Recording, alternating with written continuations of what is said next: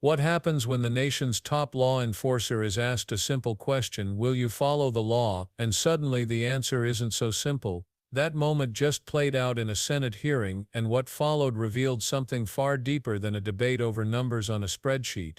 It exposed fault lines inside the Justice Department, raised questions about transparency, and put the Attorney General in the hot seat over issues that touch every corner of public trust. It started with a question that should have been the easiest in the world to answer. Senator Chris Van Hollen looked across the table and asked point blank, will you comply with the budget authorization law?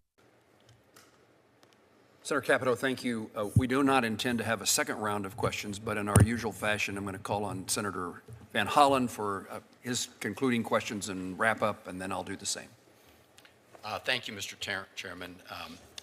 So, Attorney General Bondi, I have some budget-related questions to follow up on here.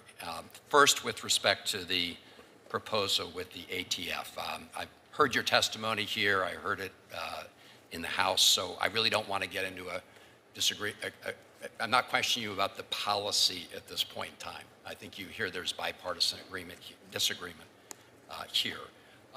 But I do want to understand your view with respect to the appropriations law, because current appropriations law does require congressional authorization to make this change, to make this merger. And so my question to you as the Chief Law Enforcement Officer of the United States is, will you comply with the budget authorization law?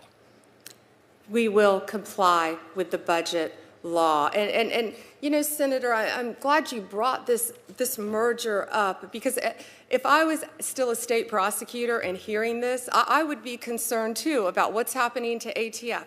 ATF will keep its brand. DEA will keep its brand. But what they're doing, they're going under one umbrella, doing away with the bureaucracy at the top. These agents are going, they want to be out hunting down criminals. That's what they want to do. They work, so much of this work is the same work, going back and forth. And now they will be working collaboratively together to keep America safe. And we're going to put hundreds of agents back, thousands, back on the streets, and that's where they want to be. And I would have had the initial concerns that you have about that. But give us a chance, let it work, let the DEA and ATF work together, get those agents out there, do away with the bureaucracy, and hopefully we will make America safer as a result of it.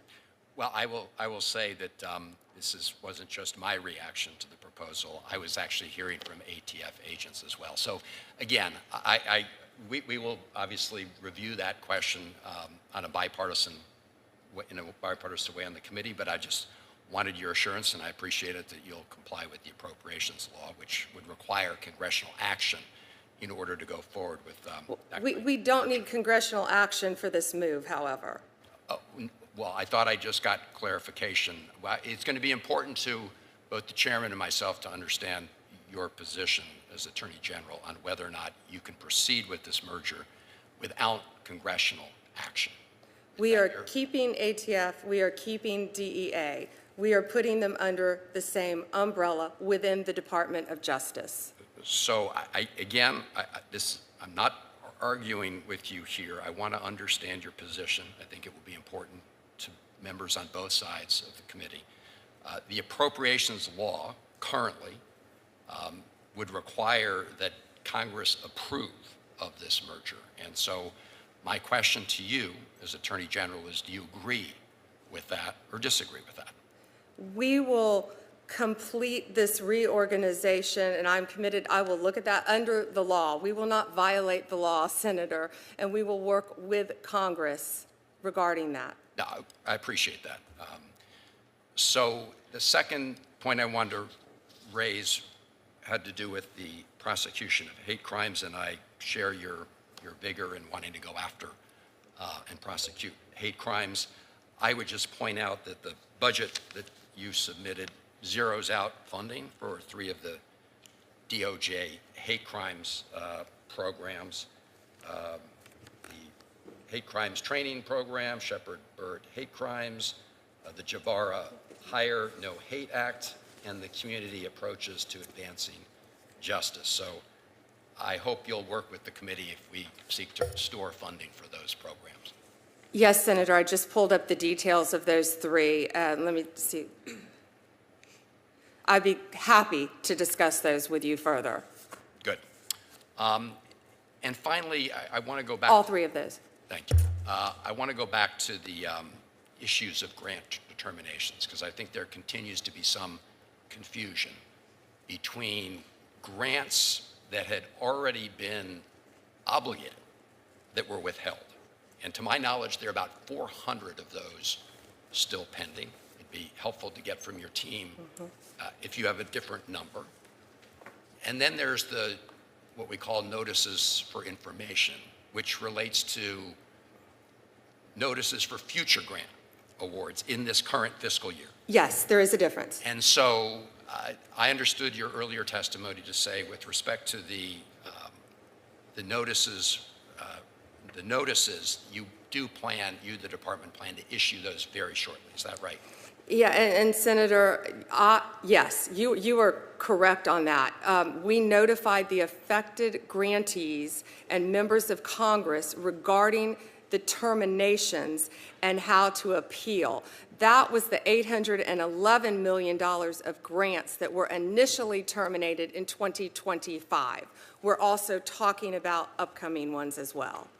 Right. So I want to leave this hearing with some clarity on this issue. So when it comes to the notices of funding opportunities, because the clock is ticking on this fiscal year, do you and the Department of Justice intend to quickly notify people of those opportunities going forward? Yes, Senator Van Hollen, as I said earlier, and it will be done on a rolling basis, but yes, within the coming weeks, we are absolutely doing that, yes. And so finally, on a rolling basis. On the other category, which are the grants that had been previously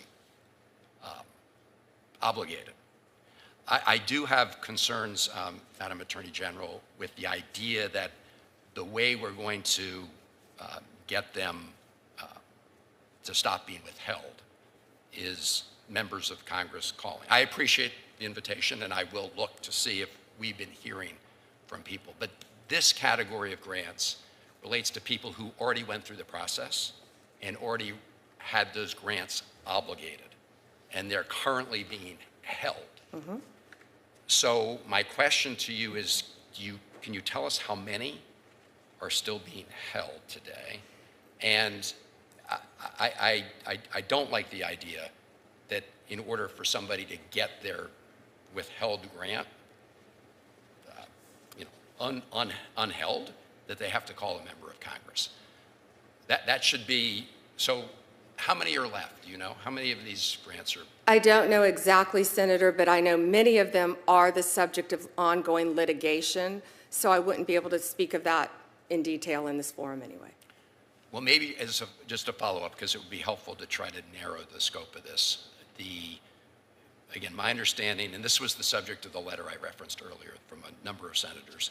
And I have not read that letter, but I will be happy to read that letter. If you and your team could get back to us right away on that, because these are grants that, as the chairman knows, have been previously obligated, some many years ago, but frozen. And so the question is, how can we get them unfrozen?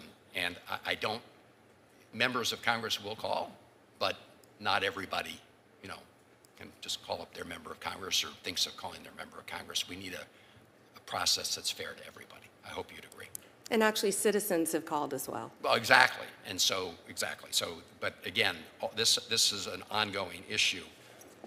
And I know colleagues on both sides of the aisle are hearing from it, folks. So, Mr. Chairman, unless something else comes up, that's it.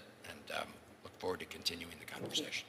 It's not my intention to ask any topics or questions that cause you to come back again, but if I do. Thank you, Senator Moran. You're welcome, General. No tricks, no political traps, just the most basic responsibility of the executive branch to respect Congress's constitutional power of the purse. What happened next left even seasoned observers shaking their heads.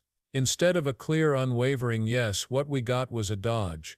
A shifting, careful response that seemed to say yes and no at the same time, and this is where the tension begins.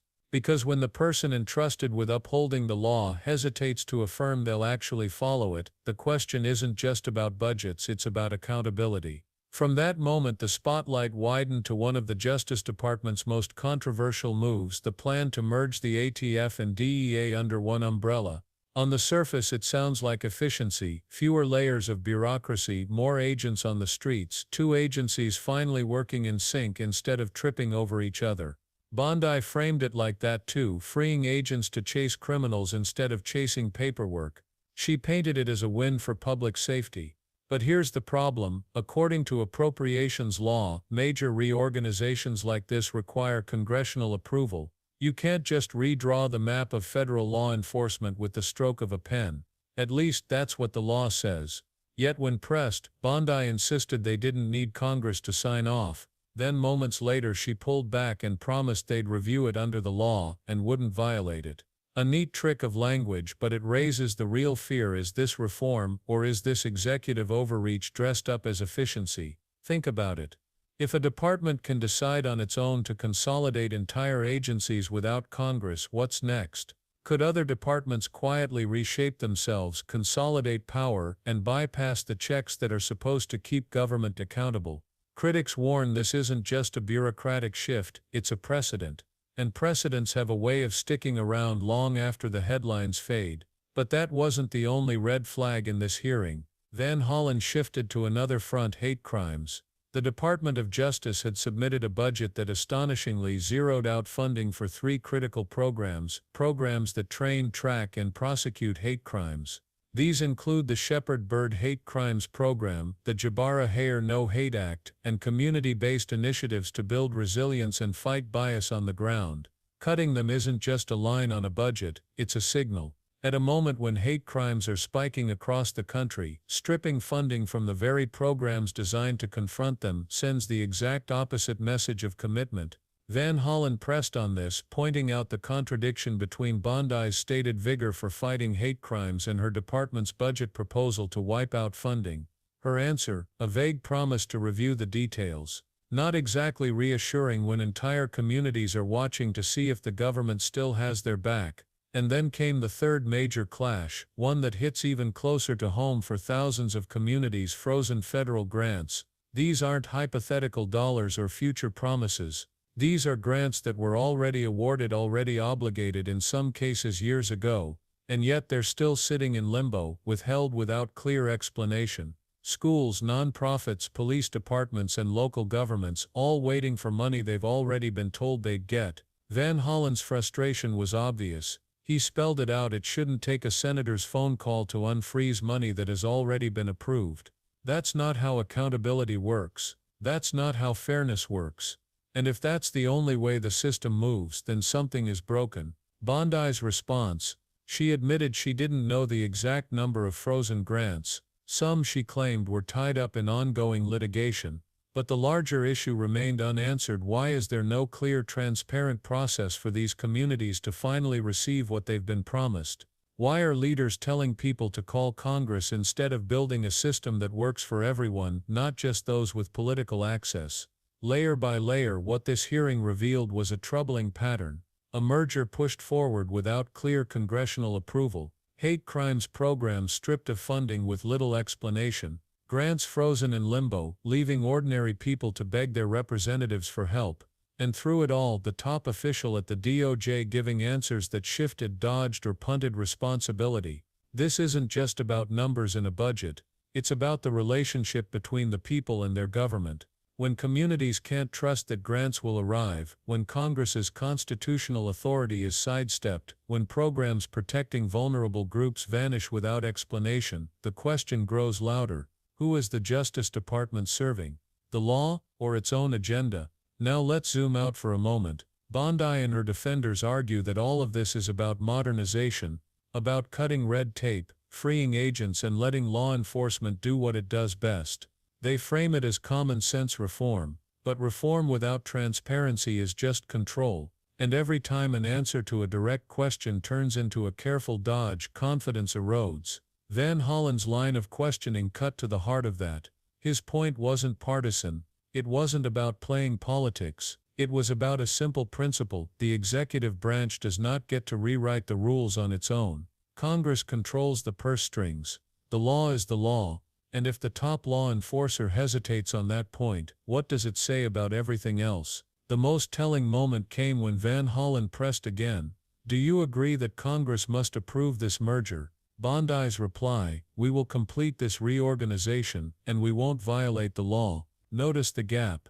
That's not the same as saying yes. That's leaving space to maneuver, space to move forward and dare Congress to catch up. It's a dangerous game, and the stakes are higher than they appear, because if this kind of maneuvering becomes the norm, oversight weakens, power consolidates, and the people left waiting for accountability, whether they're victims of hate crimes, communities depending on frozen grants, or even ATF agents worried about their future, are the ones who pay the price. This hearing in many ways was a reminder that accountability doesn't happen on its own. It has to be demanded. And the questions that sound simple: will you follow the law? Will you protect these programs? Will you deliver promised funds? Are often the ones that reveal the deepest truths. Because at the end of the day, what Americans want isn't complicated. They want laws respected, promises kept, and resources delivered fairly.